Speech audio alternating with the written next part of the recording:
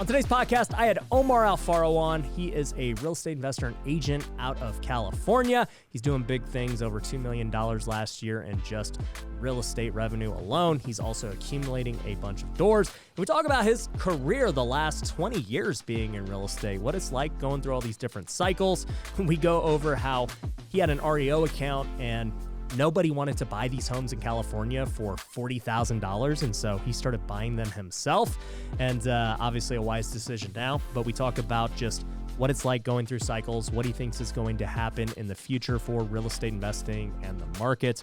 And we also talk about just his experience as always trying to learn and be humble and to just be always coachable. And it's a really great perspective to hear, especially for someone who's already had so much success. So I think you guys are going to really enjoy this podcast. Make sure you guys stay till the end. Now, let's jump into it. Are you looking to grow your real estate investing business? My company, Future Flipper, can help. We've taught hundreds of people all over the country how to flip, wholesale, and buy rental properties. And it doesn't matter where you're at in your investing journey. Whether you're trying to get your first deal or scale your company, Future Flipper can help. We have courses, coaching, and events for all levels of investors. So if you want to take the next step, go to futureflipper.com and book a free consultation to see how we can best help you. Once again, that's futureflipper.com.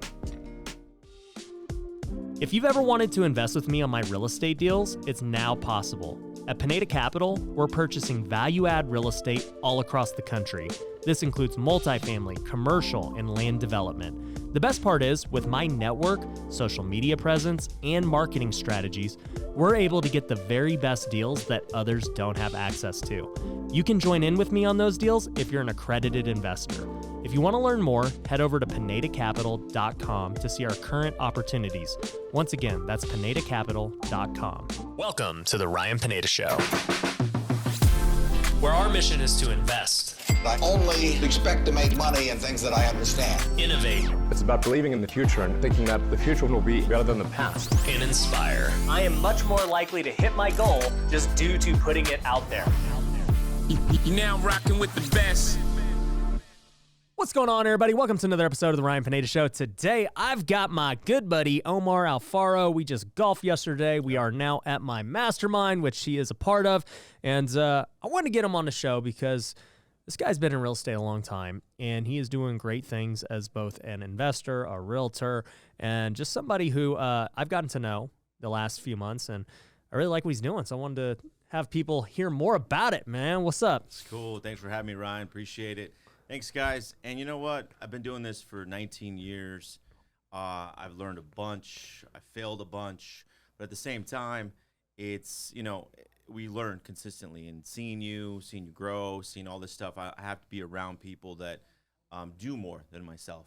Yeah. And to really feel that energy, feel, like you're able to do more. And, what else do you want to know about how I've been doing this business, how I started? You tell me. Yeah, man. So I'll say, just along those lines, like I'm always trying to get into bigger rooms for that very purpose, right? You know, when you become the big fish, it's time to go find a new pond. Right. And, not only does getting in the new pond help you, see what's possible, but these guys lay out the blueprint for everything to get there, you know? Right. So for you, we were golfing yesterday and you told me you got started buying ththese foreclosures back in 2010 when no one wanted them. Exactly. You listed them and nobody wanted them. And you're like, Yep. Can I buy them? And, Yeah. you bought these properties for $40,000 at the time out in Cali, by the way. Yep. No one wanted them. These houses are now worth $300,000 and whatever. So tell me a little bit about, your career in real estate. Like, how'd you get started and all that? Okay, cool. Well, I got licensed at 23 years old. I was selling cell phones. Before that, I was a bartender here in Vegas. Yeah. At the MGM. Oh, I didn't know you lived here. Yeah, for 2 years. I was 21, and you got to get out of your system. You got to be here. That was my whole thing. I want to be in Vegas for a while, and I showed up, and I was bartending at the MGM, and before you knew it, I was like, you know what? This isn't a career path that I really want to go through. So went back down to California. Helped out my parents at their restaurant. God rest my dad's soul. He passed away in 2020. And just wanted to help them. And then literally I was at a bar at our restaurant, and this gentleman said, hey, you ever thought about selling real estate? I said, no, tell me about it. Yeah, you sell a house, you make commission checks. Sell a house, make commission checks. I'm like, all right, that's cool.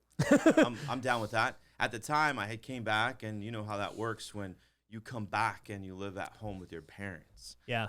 And that's what happened. I was 23, and I'm like, I can't do this. So he's like, yeah. He put me through school. Long story short, got my license, and I stopped selling cell phones at the time and just focused on real estate.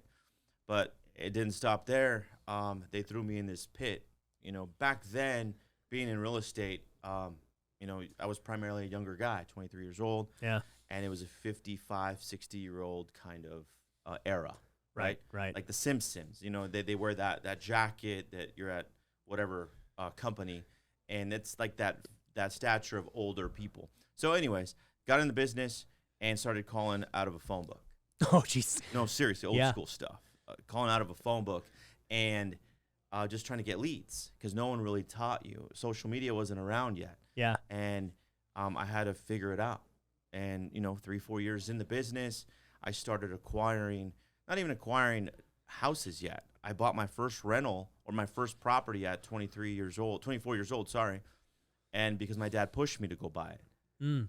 And then after that, I was like, hey, I like the way this feels about owning real estate.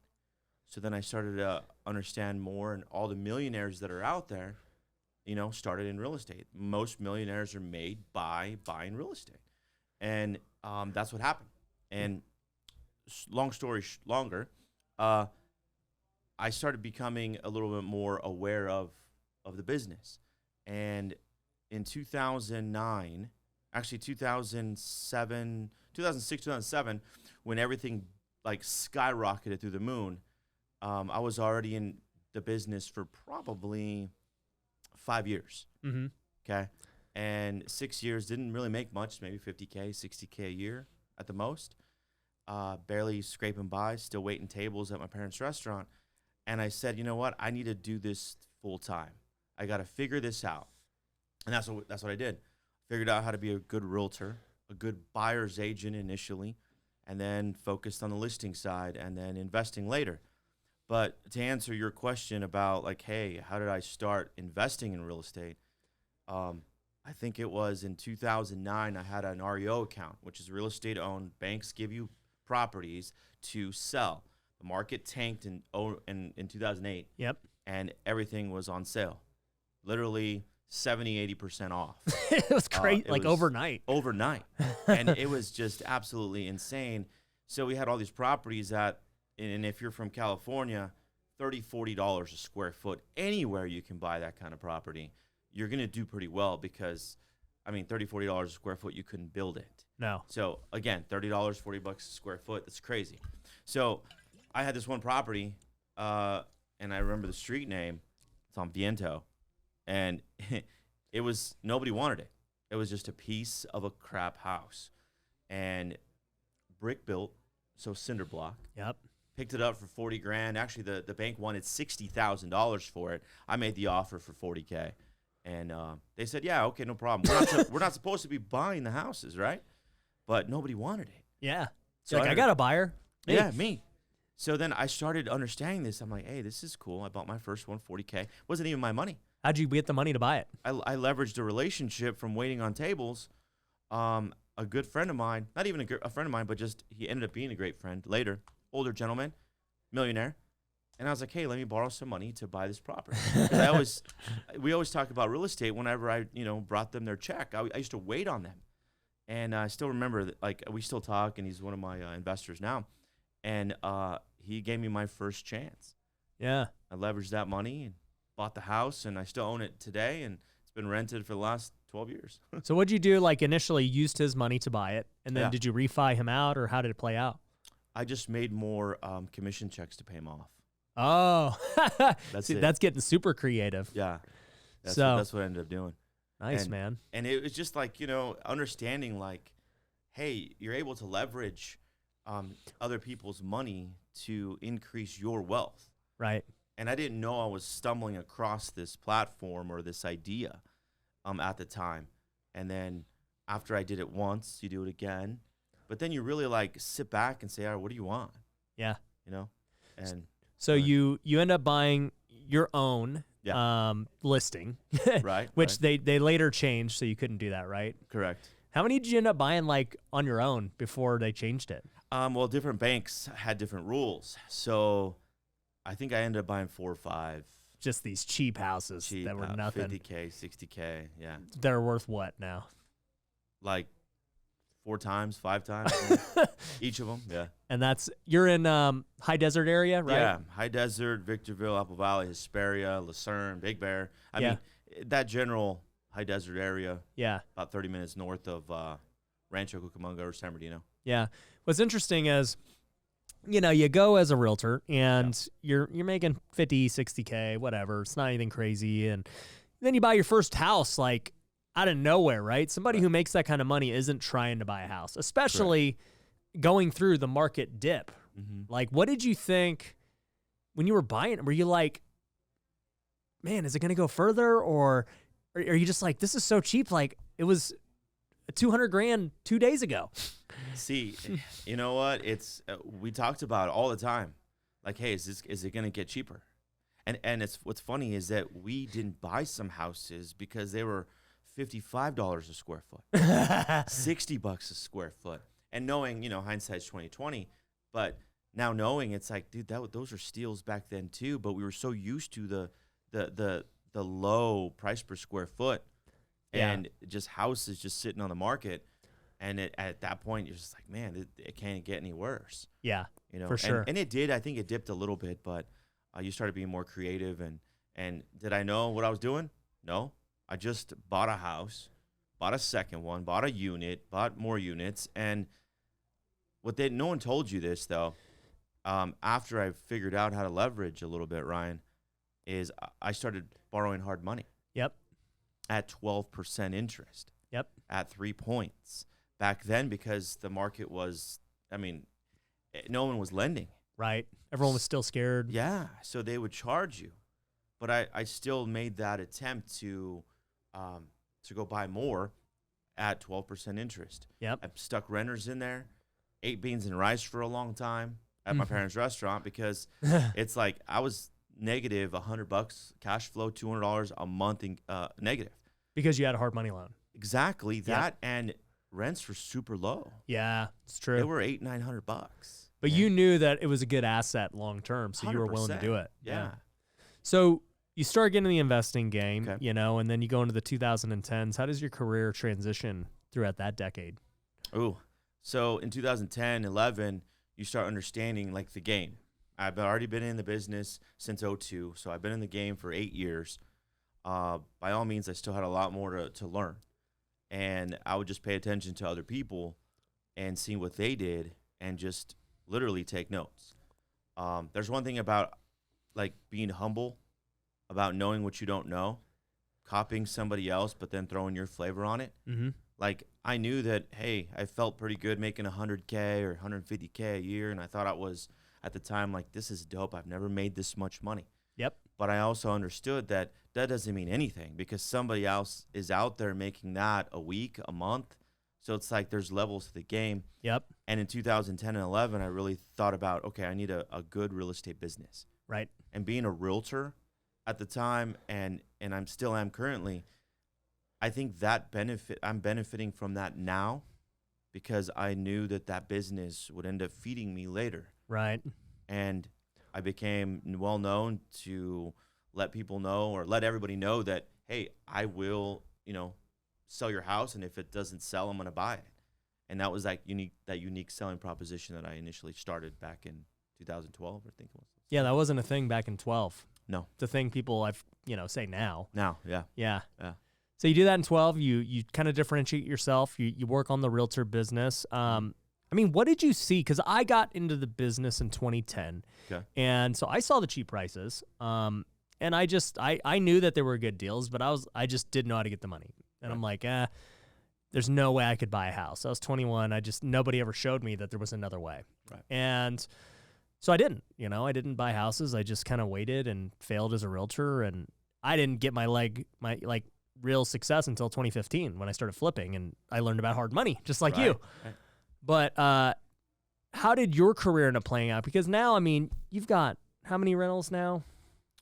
42 doors. 42 doors. A lot of those were bought at just such cheap prices. You know, you made millions of dollars last year just between being a realtor and flips and rentals. And I mean, dude, you're killing it. So, like, how did your progress play out through this last decade to get there?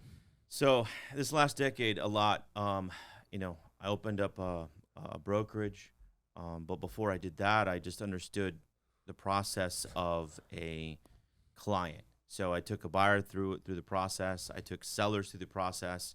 As a matter of fact, in 2012, when I really started, or 11, when I started flipping, how I got the idea, this gentleman came to me, and I was selling him some property that the banks owned, and he would just put lipstick on a pig. Mm-hmm. That terminology, that means you just fix up that property really easily, and you turn around and you make it a profit. And because of that, I saw him do that a few times. And back then it was a HUD. Before it was an estimated closing statement, I would see what he was making. I'm like, I'm making $3,000-4,000 on a commission check. He's making 30 to 40K on these houses that I'm giving him.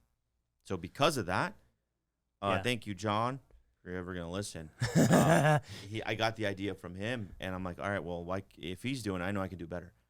The same house. He's just buying it, and I'm representing him. Exactly. So then that's kind of when I really started understanding this last decade of opportunities are there if you see them, but if understanding that you got to know what to look for to understand that you have that opportunity in front of you. And this last decade has been an awesome transition to realtor, normal traditional real estate agents that a lot of them out there do not invest at all. Right. All they care about is getting the commission check and, you know, representing more buyers and sellers, which is okay. But the real wealth comes with understanding that you do represent buyers and sellers, but how about represent yourself? Yeah. Every once in a while, represent yourself, buy an investment property. Over time, it's going to end up, doubling, tripling, hopefully quadrupling if you buy it right. Right. But there's a process to it. You got to understand it. You got to know it. You have to be around people that do it so you can learn it as well. Yeah. And that's something that the last, I'd say really the last 5 years I've been really focused on is every opportunity that's out there. Actually, you can create an opportunity for every seller that you talk to. 100%. Every single seller that's out there, you can create that opportunity for sure. Yeah, I actually, obviously I own a brokerage and we've got a lot of agents, and I had a call with Ryan Serhant's coaching students, right? So like my coaching is obviously fixing and flipping and wholesale on the investing side. Ryan's coaching is, being an agent. Right. And so when I went to present to them, they said, okay, teach these guys about investing, like show them like what, other things they could be doing beyond just selling. And so I put together my presentation, and pretty much I said like, guys, look, you guys all are thinking about, trying to go get listings and trying to get buyers and stuff. I'm like, why not try to get deals? Like at the end of the day, every listing appointment you go on, to me anyway, the first priority should be, could you actually buy it? 100%. Like, is there a way for you to buy the house instead of you representing the seller? Right. And when you actually think about it, you're able to do two more, like you could differentiate yourself from just the realtor. Yep. Because the realtor's like, hey, I'll list it. I'll get the best deal for you, blah, blah, blah. A lot of times for sellers, they don't care about the best deal. They care about the ease, right? And so if you're able to provide an easy transaction for them and cash, a week from now, whatever it is, you might be doing them a better service than you listing it. And I think realtors get this misconception that it's always about getting the most value and price for them. And, they kind of have this stigma against flippers and investors who try to just go buy that. It's like, no, dude. But why? Yeah. You should be the investor. 100%. You got all the opportunity. Yep. You're doing the same prospecting. Yep, absolutely. We're all looking for sellers. Nobody, I guess if you starting out, sure, you want buyers, but as you scale as a realtor, that the game is in listings. Yeah. So the game as flippers is also going after sellers. Yep. So I think it's just interesting, and I tried to relay that message to them. And I could just tell, with the realtor mindset, it's just like, dude, it's hard to break it. It's really hard to break it. Yeah. And to add to this, Ryan, it's, I run a team. We have a small brokerage as well. And I talk to them till I'm blue in the face. I say, listen, guys, you guys are there right now at an appointment with the seller. Like, what's the best scenario that could happen? You buy the house. Yeah. I mean, literally, that's the best scenario. You're going to get the listing, but it's like, why not represent yourself? I keep saying it over and over again, but it's so hard to change that mindset from a realtor or real estate agent to the investor, which it's crazy. I don't know why. And I'm sure you go through it. You have the brokerage, and obviously being around you, you're getting through to a few people, right? And that's all you need. Every realtor is not going to think this way, but I hope you guys listen to this podcast and you guys change your the way you think, just a little bit. And it's not even, if you're not going to buy it, have someone that knows how to buy it, and then they're going to teach you as well. I mean, every listing appointment, Ryan, for the last 10 years I've been on, I've taken a purchase agreement for me to buy it. Yep. Plus a listing agreement every single time, even to this day. Yep. And I still take listings. I still go because that opportunity could be there one day. And I'm going to be pissed off if I could have bought the house and not brought that contract with me, man. Yeah. I don't do it anymore, but I used to just keep a purchase contract in my car at all times. All right? the time. And it's not like I was going on listing agreements, but if I had to go on an appointment, or you just never know, dude. If you could buy a house, you got to have your weapon with you. You have to. So 100%, man. I'm with you, dude. We all know that I love creating passive income through rental properties. But did you know that you can create passive income through owning an e-commerce store? My company, Lunar Ecom, can build and manage a store for you on Amazon or Walmart. We'll handle everything from starting the store, picking the products, and all the day-to-day operations. It's completely passive for you. If you'd like to learn how store owners are making thousands a month in passive income, head over and watch the case study at lunarecom.com. It will explain everything you need to know about the industry and why I'm so excited about it. So to see the case study, head over to lunarecom.com. Most people want to get rich at all costs. They make sacrifices with their family, their health, and their faith, all in the pursuit of money without even realizing it. But what if I told you it doesn't have to be that way? What if you could grow your wealth in all areas of life? Well, it's possible, and that's why I created The Wealthy Way. It's a community of people striving to grow together in all areas. And we have multiple tools for you to use that are completely free.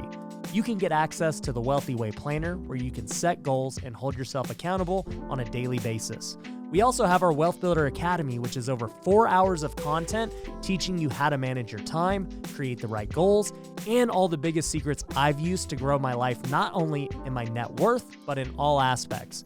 Lastly, we have our Discord community where thousands of wealth builders are all over the world encouraging one another and growing together. And once again, all of this is completely free. There are no upsells, there are no hidden catches. For me, this is a passion project, and I want to build a community of like-minded people. So if you want to start living the wealthy way today, go to wealthyway.com. There you can get all the free resources like the course, planner, and Discord community. So go to wealthyway.com. Now looking at it, we're going into 2022, and a guy like you who has already had a lot of success, you recently joined my All-Star program. Yeah. You came to the mastermind 3 months ago. Like, what prompted you to do that as already a guy who's made it? But have you really made it, though? That's the thing. Yeah. It's like I said earlier, I mean, you got to be around other people that do more. Yeah. And you got to humble yourself enough to know that you don't know everything, because you still get coached. Yep. And you're at a different level. I get coached. I'm at a different level. The other person that's getting coached, they're at a different level. So when I saw something and I was following you on social, a part of me feels like, well, I could do it too. I think we all do. We all have it in us. But it's pulling that trigger, and then being around you, I was like, you know what? Yeah. Let's do it. Why? Because of the association. Why? Because he knows a little bit more. You've more experience. You know what's going on. You have it. So it's like, why not ask? And yes, it's going to cost you some money for sure, but everything does. I mean, you go. It costs you time or money, one of the two. Exactly. So if it's, you know what, if it's some money, I'd rather cut that learning curve and know about it right away so I can implement it immediately in what I do on an everyday basis. Right. So seeing it, being around it, I mean, it's the same thing as like your association. You have to be around people that do more. I mean, I got great friends that do a lot of business, and, you know, my boy Adrian, he does his thing, and we all like share each other's ideas. Right. And it's pretty cool because what I can implement from you, I can also implement from other people that, hey, this is how this should work, or this or that. And you guys all need coaching. If you think that you're going to go through this business and not get coaching in general, you're wrong, because other people can help you scale it faster, quicker. And why wouldn't you? Not unless you want to spend 15 years trying to figure it out. Well, that's the thing, right? The cost of time. Yes. You know, it's 100%, like, man. If I would have known this back in 2010. Oh, my gosh. Oh, man, dude. It'd be a different ballgame. Yeah. I mean, for all of us. Yep. So the quicker and that's the part, too, that I tell people is like, look, sure, you can learn things and take a lot of time to learn them, right? Okay, cool. But every moment in time is a different opportunity, right? So 100%. like if you knew this knowledge in 2010, you would have went gangbusters compared to if you know the knowledge today, right? You could still kill 100%. it today, but man, if you would have known it in 2010, it would have been nuts, right? Yeah. I tell this to people too with social media. It's like, dude, if you would have known to start making YouTubes a few years ago before it got bigger, man, it would have been nice to know it now, right? Right. But the problem is people think that they're too late. They're like, oh, well, it's already too late. I'm like, no, dude, it ain't too late. Like, you just have to realize you need to know the information now. Right. Don't try and learn it the next couple of years on your own, because by then the game's changed. Mm-hmm. The real estate game, I've been in it for over 10 years now. It's changed so much every year. Every year. It's crazy. What works in marketing today is so different than worked last year. What worked, as far as getting deals from wholesalers and all these things, like it's just so different. So you have to evolve. I think from what you've said to me before too, and what I've always considered and always thought about is, if you're in this business and you're not continuously growing or evolving, you're in essence dying. Right. Because you always have to innovate. You always have to evolve. You always have to learn more. Why? To keep yourself ahead of the game. Because what happened 5, 6 years ago, 10 years ago, that stature of, sure, making a bunch of cold calls, I mean, that's not what we do now. Right. It's a lot more intricate. It's a lot different. And you can get somewhere quicker if you just pay attention to the person that's innovating more. So why not have that be you?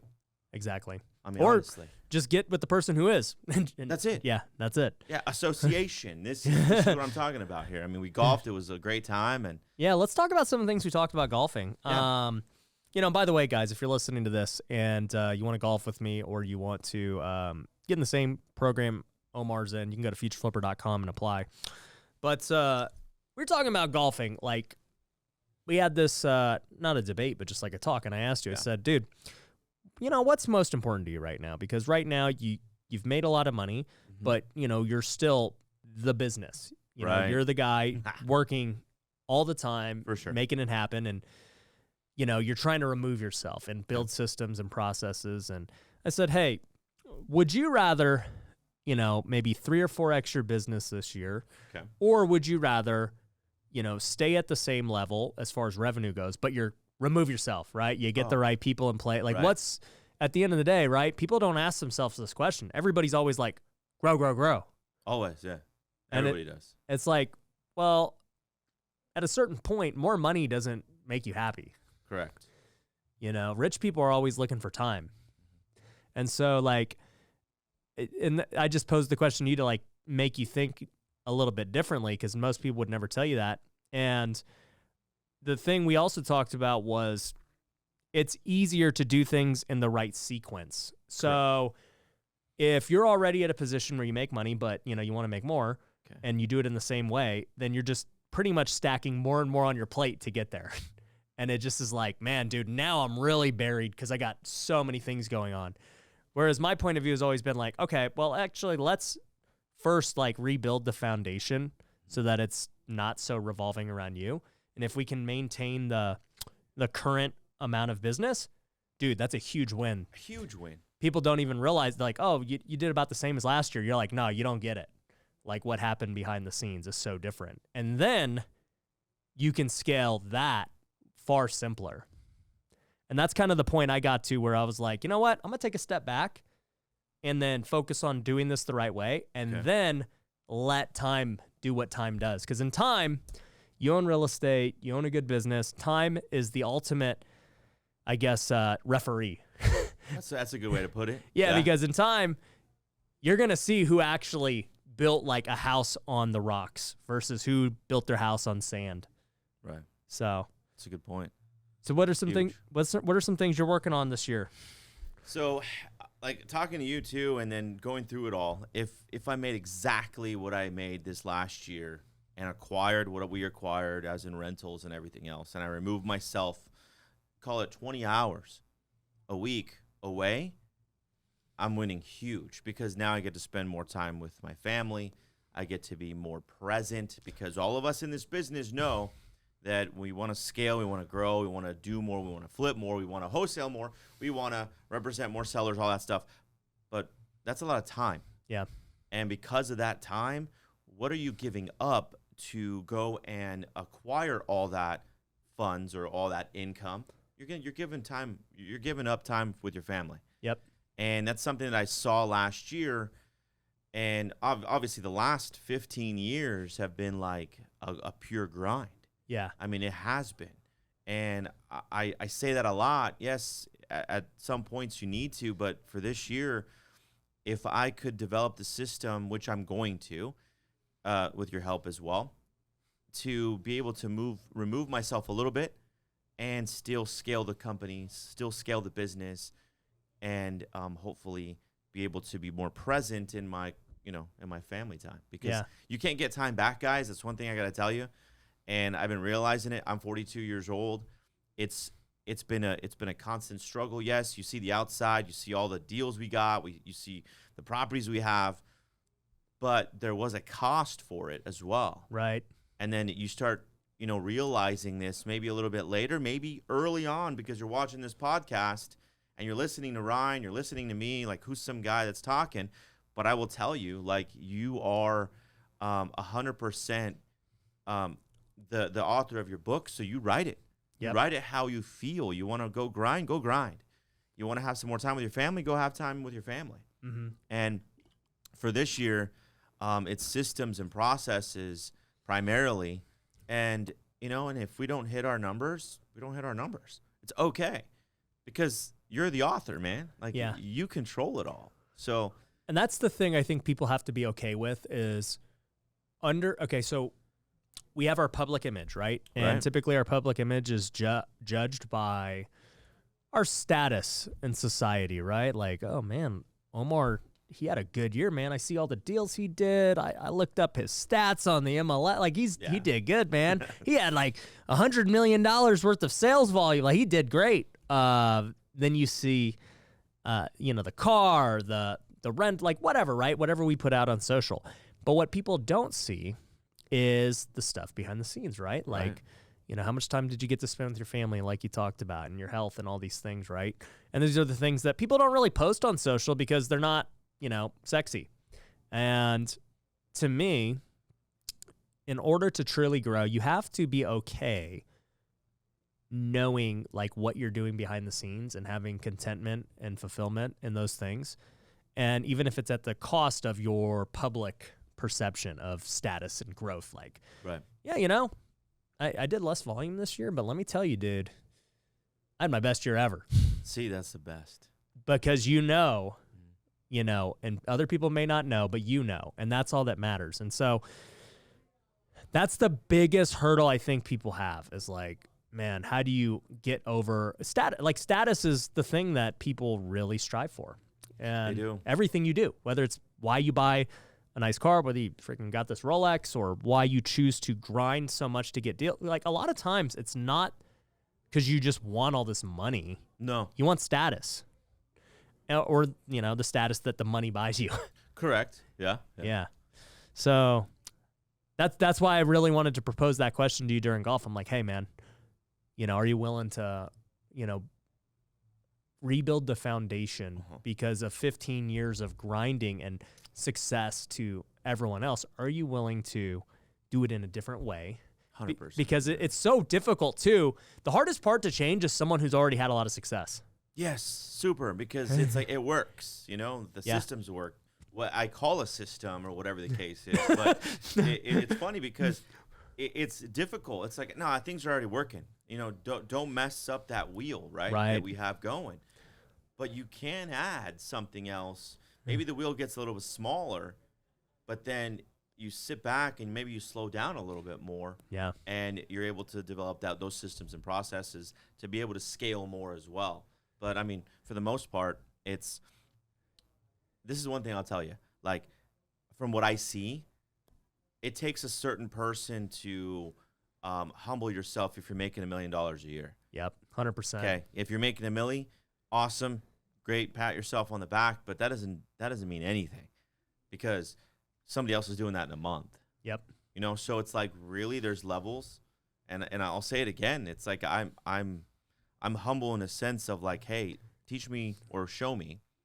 But I also understand that I will get there with my hard work and tenacity and the execution of what you learn. Yeah. It just comes down to, at a certain point, everyone has their strengths and weaknesses and their talent level. And like you have proven, you are just very good at pretty much all aspects of real estate, whether it's selling it, buying it, keeping it as a rental, flipping it, whatever. And so now the next evolution is going to be like, okay, now let's see how good I can do as a manager, right? Correct. And building all of these guys underneath me. And then like the next level after becoming, say, the manager of all the people doing the things you used to do is, okay, how good am I at being a business owner? Right. Like where I've hired a manager and then like I'm at the top level, not impacting the business too much. Like I've created the systems and processes and they do their thing. And, it's just this evolution that takes a lot of time and it takes a lot of trust because, man, dude, when you built this thing up from 15 years of doing it your way and, now you're going to rely on somebody else and you already know they're going to not do it as good as you do. 100%. Yeah. And to be okay with that when you're like, how'd you not close that deal? I'm going. I would have. Yeah, I'm going back in the field. Like I'm going to go back to that seller and get the deal because you screwed it up. And it's like having the discipline to let people make mistakes. That's the biggest thing with scaling that most people will not allow. Is the trust aspect of it. Yeah. You got to trust them enough to like, hey, it's not going to be 100%, but if it's 70 or 80% of you, yep, it's pretty good. 60% of you is awesome. Hey, if you get, 2 people that do 70% of what you do, it's 140% versus your 100%, right? Exactly. And that's the way I've always looked at it is like, sure, there are things that I'm better than people at. A lot of things I am not. And so like by hiring somebody else, they're like double as good as me. And so we get a boost there. But then, yeah, there are things that when I step out, we lose. Like we start going down. But then I know I can get one guy there and then another guy there. And then now we're above what I could have did alone. See, that's what it's about. Yeah, dude. And I mean, it's cool. It's just one of these things that like, I think when you hear it over and over and over again, it starts finally processing. And because everybody knows that if you say something once or twice or you receive it once or twice, you're not going to go execute. Yeah. What do they say about sellers? You got to touch them like 7 times or something? 7, 8 times. And then on the 7th to 10th time, you have a 90% chance or 80% chance you're going to finally convert that seller. Yeah. On that follow-up. It's funny. People are just like, man, got no leads. Like, how many times you talk to them? Exactly. Only once. Well, and there's your point. You got you got 10 more to go. It's true, man. Yeah. I mean, there's so much to learn. There's so much to put yourself out there, and just understand that you don't know it all. Just pay attention, guys. That's it. Yeah, I mean, I love that you're willing to just be so coachable and humble and like, yeah, I'm just trying to get better, man. And that's it. So what do you think is going to happen with real estate, here in the future? You've been through a lot of cycles, dude. You've been through way more cycles than me. So, what are you seeing? What are you predicting? Well, I'm still, this is a huge aspect of, we all think it's going to change. The interest rate's going to go up. I'm sure it will. Real estate will come down a little bit. It might adjust. But then again, it may not. And if it doesn't, then are you positioned well enough to capitalize on all those deals? That's the question everybody asks. I get a phone call at least twice a day. Hey, where do you think the market's going to go? Where do you think it's going to go? Are things going to change? Check this out. If I feel it's going to change, I'm still going to buy. If I feel it's not going to change, I'm still going to buy. So it's up to you where you guys want to be at. Right. And if you're a realtor out there that's a normal business and you want more commission checks, guess what? If the market changes, you still need a listing. If the market falls, you still need a listing. Yeah. You still need it. That's just, I guess my opinion is it might change, Ryan, but people always need a place to live. So, I tell them that too. They're like, what are you going to do? At the mastermind, it was just a big question. We had VIP day and, a couple of people said, okay, so what are you going to do with all the house flips you have if the market shifts? And I'm like, well, I don't see it shifting overnight. It would be more of a gradual thing. Right. And, it's you can't build your business around the worst case scenario. They're trying to protect themselves from the worst case. And if you did that the last 12 years, you've made no money. Zero money. And so there's this balance of how much risk are you willing to take? How much do you want to plan for? Whatever. I look at them okay, I don't anticipate some sudden crazy shift where everyone falls overnight. Okay. We saw it with COVID already. There was this shock that came out of nowhere. Everyone got locked down and real estate supply shot up for a little bit and then it was back. Yeah. I'm like, hey, at the end of the day, will I shut my flipping business down because of some crazy thing that happens? No. Some people did that here in Vegas and they were dumb. Yeah. They missed out on a lot of opportunity. Really, it's just your strategy within your investing business changes. So maybe it's we're going to wholesale more. Maybe it's we're going to just buy deeper discounts, right? Hey, maybe, we were cool making $30K on a property, but hey, things are looking like they might be dropping a little bit. Let's change our standard to $50K. We got to make $50K on a deal. That way, if it does drop, maybe we still make 20, 30K. Exactly. If it goes up, then great. We're going to make a killing. Or if it even stays the same, we're going to make a killing. And so, at the end of the day, I think it's just your strategy of how you're going to attack it. Because like you said, in all of these markets, people need a place to live, whether they're going to buy. People don't just stop buying houses because, the market looks like it's doing one thing. People will still buy a house. They don't want to rent. No. And even if you see this flood of people now wanting to rent, well, who's going to be the landlord? Supply the demand. Yeah, there should be more rent. So there's always an angle to make money. So even in your instance, 2009, 2010, you saw people flipping, even in this market where everyone's like, don't do it. Everybody said it. Yeah. And then you just also said, I can just buy these. I don't even have to flip them. I can just keep them. It's just man, everybody trips over the worst case scenario instead of just, dude, you can make money in any market. In any market. And to add to that, Ryan, as well, is that we, back then not knowing, but now knowing now, time in the market will outperform timing the market. So the longer you do something in any career that you're in, you're going to get good at it.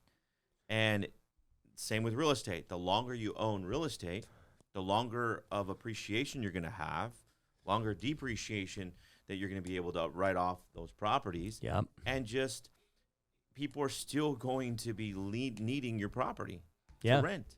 Yep. Rental, and this is crazy. The rental market now, nuts. Man, you get 15, 16, 18, 30 freaking applications. Now you get people overpaying for rentals. I wrote out, I said, hey, I got a new rental for $2,000 a month. I get an offer for $2,200. It's like, this isn't a real estate like market.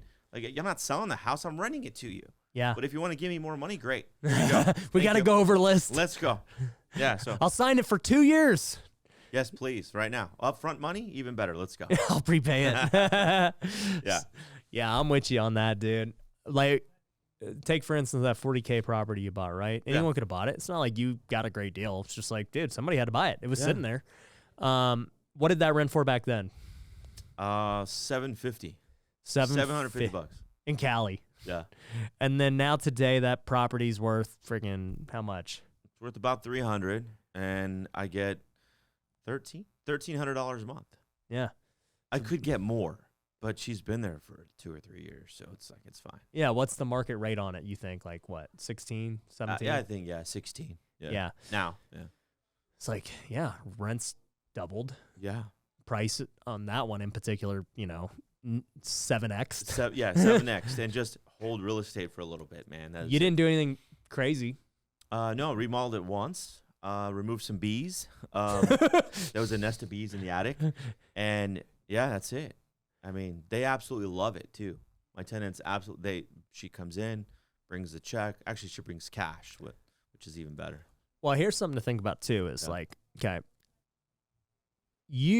how many, like, those 4 properties that you told me you bought, in like 2009, 2010-ish, by just buying those 4 properties in a 2-year span, they've made you a millionaire.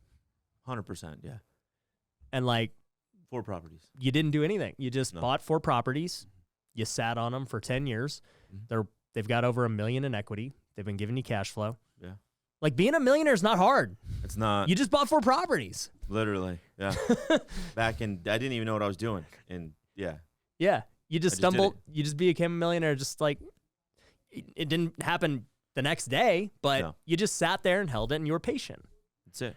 And imagine if, you got however many rentals you got today, and then you're going to keep accumulating them. That's 100%. That's what I think about, dude. I'm like, man, okay, when I'm buying all these apartments with Pineda Capital, man, when I get 1,000 units, it's like, today I won't feel it. I'm like, yeah, we got 1,000. It's cool. We cash flow and we make money. But then say 10 years from now, right? I'm going to keep buying rentals every year. All right. And what if I have, I don't know, 10,000 units, and like, they're getting paid down, they've appreciated, they've done all. I'm like, dude, this is like made me 100 millionaire. Like, I don't. Yeah, it's your lottery. Yeah, Literally. and it's not like I'm doing anything mind blowing. It's like I'm just buying rentals. That's it. Yeah, I'm just finding good deals and buying them, and manage them. That's it. It's crazy, dude. And it is. I mean, it's time in the market. 10 years from now, 100 millionaire you're going to become. Just like last year. Yeah. We ended up flipping, I don't know, a good 29 or 30 properties, which was cool. I wish I would have kept more from that, but we were still able to keep 16 houses or 16 units that were actually 16 properties that ended up being 18 doors. That means 18 producing doors. Yep. And that's, it's just a number to me, right? But that's a lot of properties. If you sit back and you're like, hey, you kept how many? And if you do that every year, 16 properties every year, multiply that by, 10 years. Yeah, 160. 160 plus appreciation, depreciation, all the other stuff. I mean, and then when I get to the next level of 30, 40, 50 units at a time, yep. Then imagine that. I mean, yeah, time, and that goes back to my thing of time is going to reveal who, the real winners were, and, the strategies that they took to get there, right? Because, man, it's just like how you choose to spend your time will be shown in the long run, right? And, yeah, business success is one aspect too, but time also shows the aspect of everything else, right? Like, family, how's your family health, life, right? Yeah. You see plenty of guys who over time, they've had a ton of business success, and then they're divorced. And you're like, I don't know if they spent their time too wisely if that was the case, right? Correct. So really, it's like changing your outlook of what success looks like. That was why I created The Wealthy Way, by the way, guys. If you haven't downloaded it, go get it, wealthyway.com. Free course, free Discord, free planner, but it's pretty cool too. Yeah. So I think changing that perception and then just letting time do its thing, man. Yeah. You're proof of that. The last 10 years, just doing that thing. And then I bet the next 10 years are going to be at a whole new level. Well, they have to be. Yeah. I Your mean- first 10 years, from 02 to 10, Yeah. are so far below what you did from, 10 to 20. Oh my gosh, like day and night. I would say probably 10 times more growth and learning and all of the above. Yep. Because And then when you go from 20 to 30, 2020 to 2030, man, if you could 10x again, which is totally possible, totally possible. man. It's gonna happen. Actually. Yeah, for sure. I agree. It has to. It will. So, anyways, guys, I just love having guys like Omar on who've been doing this a long time and who are still humble enough to want to improve and Always. just keep learning. And that's the mindset you got to have. And, if you got deals in SoCal, deals. Omar wants to buy your house, but he'll still list it. He'll still help you out as a realtor, but just know he wants to buy it. And so if you got deals in SoCal, hit him up. And yeah, man, thanks for coming on the podcast, dude. Absolutely, man. Thanks for having me. I appreciate it very much, dude. man. So, guys, make sure you subscribe to this. We'll link to Omar's socials down below so you can go follow him. We'll catch you on the next one. Peace. Thanks for watching The Ryan Pineda Show. If you want to work with me, head over to ryanpineda.com. You can find my courses, coaching programs, and upcoming events. We also have free resources you can download, so head over to ryanpineda.com.